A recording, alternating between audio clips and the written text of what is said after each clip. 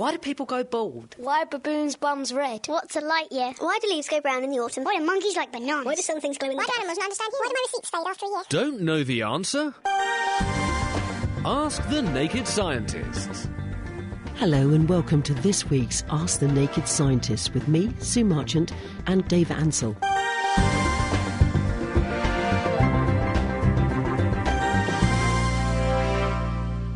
So what is new in the world of science for you? Well, I saw a nice little story this week about self-healing paint. You know, if you've got a car or a phone or something and you just general wear and tear tends to get little scratches in it all the time. Yeah. And some scientists in southern Mississippi have come up with a way of paint which just heals itself. Really? Yeah, what they've done is they've taken polyurethane, which is the same kind of plastic as you often get in floor varnishes or that kind of expanding foam. And they've added some stuff called chitosan into it, which you get from shells of lobsters and crabs. And they've altered that slightly chemically, adding some chemical rings onto it, oxetane rings onto it. Then if you scratch it, you break some of these rings. And then you get this sort of broken ring, which is quite chemically reactive. Then if you leave it out in the sun, it gets some energy from the ultraviolet light in the sun. That gives it a load of energy. And the ones at the bottom of the crack then sort of bond onto the ones on the other side, something onto the other side of the crack, and glues it up. And then slowly, then that brings the crack a bit closer. And the next one's up with a bit more ultraviolet light will bond up and sort of drag itself back together and close it up, like doing up a zip. And so after a while, if you leave it in the sun, all the it's only little scratches at the moment, they kind of pull themselves together, zip themselves up. Yeah. And it's almost as good as new. Dr. Dave, ready for our first question tonight. Andrew in Cambridge, he says, how does a computer memory stick work? Yeah, computer memory sticks are incredible things. The amount of information you can get on a tiny little thing you plug into your computer and you can store gigabytes of information onto it. Basically, they've got a little computer chip inside them, and inside that chip you've got what's called flash memory. And inside that you've basically got a wire which the memory can use to test, which basically tests, and if electricity can get through that wire, then it says then that gives it some information. If it can't get through so well, then that's another piece of information. And above that wire you've got a little piece of metal which is sort of insulated from everything else. And then if you want to store information on it, you either put some electrons into that wire and make it charged, in which case it makes it harder for electricity to flow through the original test wire, or you take them out when it gets easier. So if you've got some electrons in there, you can try and put a current through it and find out whether they're there or not. And so you've got a way of storing information. You then multiply that by several billion times. I think modern flash memory chips, you're talking tens of billions of times, these little tiny cells. And then you can store hundreds and hundreds of either ones or zeros, and then you can use a whole lot of ones and zeros to turn into numbers or pictures or sound or videos, whatever you like. Fantastic. It's basically just electrons stopping other electrons flowing or not. I hope that's answers your question then, Andrew. Our next question comes from a caller on the line. We've got Ken. Good evening, Ken. Hello there. What's your question for Dave? It's regarding the latest position on a car running on air. The French are working on a prototype car that's working on compressed air, and all it does is you use a small generator, fill up the car tank with compressed air, unplug the generator, and the latest on the trials is that she's now reaching 100 miles without recharging. That's impressive, certainly, yeah. I mean, it's an approach. It's kind of a slightly scary approach because if you're storing energy as compressed air, it's very easily released energy, because if you get a crack in those tanks, I personally, I mean, it's a wonderful idea, and if they can make it work safely, that's great. Well, it's worked up to 100 miles. I don't know whether it will. I mean, all these things to do with economics. I mean, it could quite easily. I haven't heard any more than you have, I'm afraid. If getting 100 miles isn't bad, battery cars, they're in sort of similar region. My feeling is that probably electric cars are probably going to end up coming in a bigger way, definitely for long journeys. Oh, right. Just because I know, having worked in labs, you get these really big sort of 6-foot high compressed air cylinders.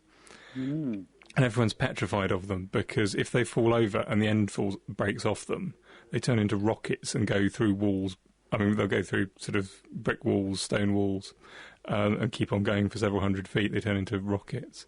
And, I mean, anything which is storing energy is dangerous. Petrol's got a lot of energy in it, so it's dangerous. But it's to do with how easily that energy is released. Through their exhaust, apparently. As a gas, you're fine. It's just in a crack. I mean, there's no reason why it shouldn't work. And if they can make it work, that's wonderful. Can I ask you one more question regarding cars? You know a car roof? Yes. Right.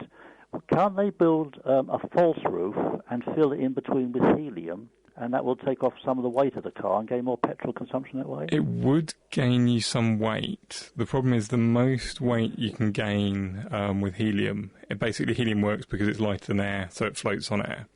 And the most weight you can gain, air is basically the weight of air, and air weighs about a gram per litre. So for every litre of helium you have in the top of your car, you will gain about a gram. Oh, right. And the effort would be, you'd be much better putting that effort into making some bits of metal slightly thinner somewhere else in the car. You're very kind. Thank you. You're welcome. Thank you very much. Bye. Thank you.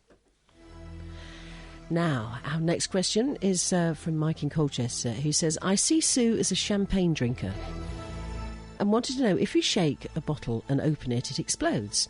However, if you shake it, then leave it for 24 hours and extract the cork carefully, it doesn't. Where does the gas go? The simple answer is into the champagne. Basically, the reason why champagne doesn't explode if you open it normally and very carefully is that although the champagne is under pressure and there's far more carbon, when it's under pressure, lots of carbon dioxide dissolves in the champagne. Then when you release that pressure, not as much carbon dioxide should be able to dissolve in the champagne, so it wants to get out somehow. What it wants to do is turn into a gas, form bubbles, and those bubbles grow, and then that's how it escapes champagne. However, the problem is there's an effect called surface tension in water, and champagne is mostly water, which means that water molecules are attracted to other water molecules.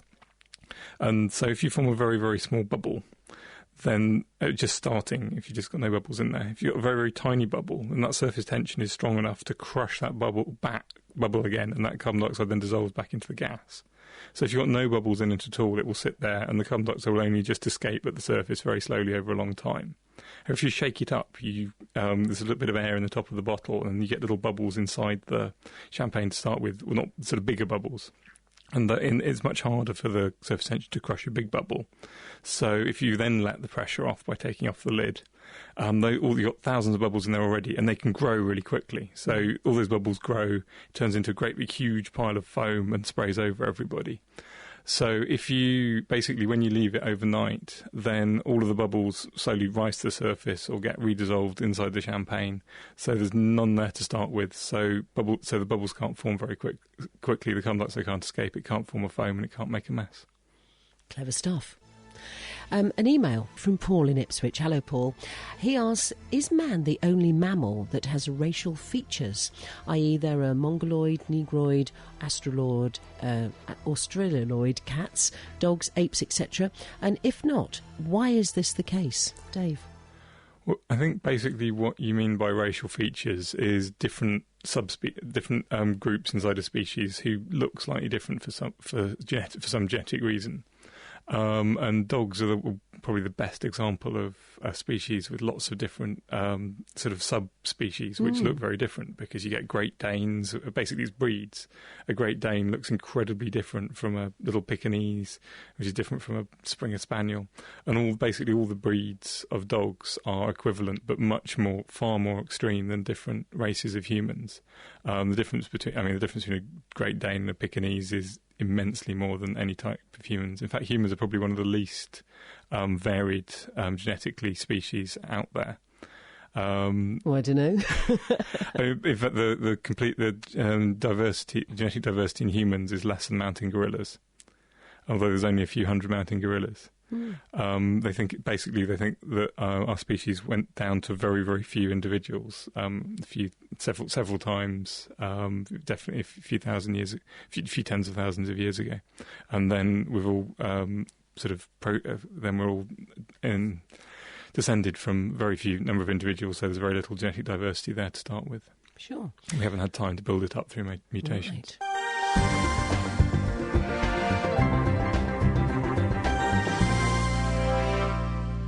Mark the Storeman says he was reading the paper and he saw that there is an electric car to be put onto the market that will cover over 260 miles on one overnight charge, costing around £1. He appreciates that petrol is an expensive fuel, but how can an electric car be made to run so cheaply? From Mark the Storeman. Okay, I'm surprised that it's quite that cheap. There's a variety of things going on. One of them is that petrol is most of the money you pay to petrol is actually tax. So you'll pay, I think, sort of at least 2/3, if not more, of the petrol you buy. Definitely now, again, it was less when petrol prices went up so much, is tax. So you might be paying 90 pence to buy your litre of fuel, but actually that litre of fuel probably only costs 30 pence to start with, if not less. Other things are that a car is relatively an inefficient way of converting fuel into mechanical energy. An electric motor, a power station is much more efficient at converting it into electricity, and an electric motor is very efficient at converting electricity into movement. So you gain a bit there. I think probably the biggest effect, though, is that most electric cars are basically very light and very aerodynamic, so they don't use very much power to start with. And if you drive them efficiently, then they just don't use very much power because you're not pushing a big car through the air, you're not lifting it up and down hills. So I think between all of those, you'll certainly end up a lot cheaper than a conventional car. Whether it's £1 for 260 miles, I don't know. That sounds a bit extreme, but Be good, I'm sure they've managed it somehow. Yeah, be good though. And more questions, Dave. This time from Tony in Chelmsford, who says, somebody told me that hyperspace travel would be possible as they're looking into folding space. Is this true, or is someone having a laugh? Yes. There's lots of... if you want to travel across the galaxy, it would be really nice to be able to move faster than the speed of light, because although in our world, light's ridiculously fast. It goes at 300,000 kilometres every second. When you start looking at distances between stars, the closest star other than the sun is about 4. It takes light about 4 years to get to it. If you want to go much further, you're talking about hundreds of years at the speed of light to be able to get anywhere. And that would be a pain. So lots of people have been trying to come up with, particularly science fiction writers, ways of being able to get spaceships between stars much more quickly. One of the ones which people have talked about is hyperspace, which I think the idea is that you sort of bend space so that although it appears you're moving relatively slowly in space, but actually space has got shorter, so you sort of travelled according to everyone else's space much further, much quicker, which would be nice. I think various sort of theoretical physicists do look into this sort of thing occasionally, comparing it with the laws of Einstein's laws of gravity. And I think some of them have come up with ways it may possibly be conceivably possible, but I think normally it involves forms of matter which we haven't discovered, so things with negative mass or negative energy or something very exotic, which we certainly have no evidence for. So no one's looking into it in a practical way, only in sort of exciting sort of theoretical flights of fancy, really. Nothing wrong with a few flights of fancy from time to time. Bob in Dunstable, he says, if you stood, as one does, on the moon with a compass, would there be any readings? With the compass you use on the Earth, probably not. The magnetic field on the Moon isn't a simple magnet like the Earth is. The Earth's magnet has got a south pole in the Earth's north pole and a north pole in the Earth's south pole, which sounds slightly odd because actually what we mean by north pole is north-seeking pole. So that means that any magnets you've got hanging around so the North Pole is attracted to the Earth's magnetic south pole, which is at the Earth's North Pole, so you can find which way is north. The Moon doesn't have a simple magnetic field like that. It's more complicated. The Earth's magnetic field, we think, is made due to some complicated process in the Earth's core involving molten metal moving around and flowing while it's spinning. And this produces the simple magnetic field of the Earth. The Moon has just got a load of rocks which happen to still be magnetised, possibly because the Moon originally had its own source of magnetic field when it was still molten, and now it's all solidified. or possibly because there are magnetic fields around when the Earth, due to big impacts or something, plasmas in the above the moon, and those have got frozen in the moon's surface. The magnetic fields are about 100th of the strength as on the Earth. So if you had a super sensitive compass, you would pick up something. It wouldn't necessarily tell you where north was, but there would be a magnetic field there. Fantastic. Now then, we've got Mark on the line. Hello, Mark. Hello, Sue. Hi, you're through to Dr. Dave. Hello, Dr. Dave. Hello. I was wondering, when I was staying at a military base over Salisbury Plain, there was they were just forming the 24th Air Mobile Brigade, and there was activity going on all the while, fighters, everything. Anyway, you could actually find out the date. It was 1988, and it was in September, and there was supposed to be a meteor shower that night. It was on Patrick Moore's programme, and me and another guy, we went and thought we'd have a look. It was supposed to be sort of pretty spectacular. Yeah. And anyway, we were watching up, and as you know, stars go up and down, and they can sort of indicate north and west for your direction, but if you look at them, they do tend to sort of move. And we saw these two stars sort of start moving along the sky. Just that's all I could say. It was two high white lights, and we'd seen all sorts of jets and fighters. Yeah. But anyway, cut a long story short, whether I know what I saw, and these things accelerated at a speed. They played catch up and chase, and came to a complete stop, and then just. I was wondering if there was some extraterrestrials, could they use the way these pulsars and stars, could they use them the way they spin all at different frequencies? Could they use them the way that in the World War II the bombers used oboe? Could they use them as sound buoys or markers to navigate? So it depends. using stars. Conceivably you could use pulsars are very large stars which get brighter and darker. Yeah. As I think it says, material is falling in onto them, and then it heats up and it gets very bright, and then it calms down again. Yeah. And so they sort of pulse at a very regular frequency. Yeah. If you were trying to navigate between around, if you had several pulsars in a galaxy and they were very, very predictable, you could use them as a way of navigating around the galaxy, conceivably. I think you'd probably be better off navigating by looking at where all the local stars are. If you had a map of where all the stars are, you'd be much more accurate. This was just a crazy thought I had. The same as sort of whether they could put an energy field out and magnetise ions, and use that as a pulse sort of system. I'm not on the UFO, I just know what I saw that night, but. Yeah, I'm open-minded about it all. I don't sort of. There's no fundamental reason. There isn't. But there's no fundamental reason why there shouldn't be aliens coming around and looking at us. No, I personally haven't. The only thing is that it's quite easy to. There are all sorts of strange things which can produce.